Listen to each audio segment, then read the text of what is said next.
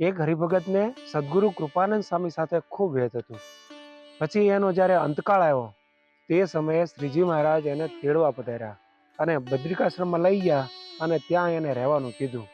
ત્યારે એ બોલ્યા કે મહારાજ, હું અહીં નહીં રહું, મારે તો કૃપાનંદ સ્વામી સાથે હેત છે અને મેં એમની ખૂબ સેવા કરી છે અને એમને રાજી કર્યા છે, માટે મારે તો જ્યાં સ્વામી હોય ત્યાં જવું છે. પછી મહારાજ એને અક્ષરધામમાં કૃપાનંદ સ્વામી પાસે લઈ ગયા અને ત્યાં તેમને રાખ્યા.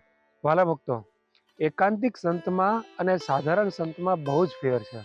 જેમ રોડપતિ અને કરોડપતિ એમાં ફેર છે, કેમ જે એકાંતિક સંતમાં સાક્ષાત ભગવાન બિરાજે છે. એટલા માટે જ મહારાજ સારંગપુરના 10મા વચનામૃતમાં કહે છે કે એવા સંતના દર્શન થાય ત્યારે એમ જાણવું છે મને સાક્ષાત્કાર ભગવાનના દર્શન થયા.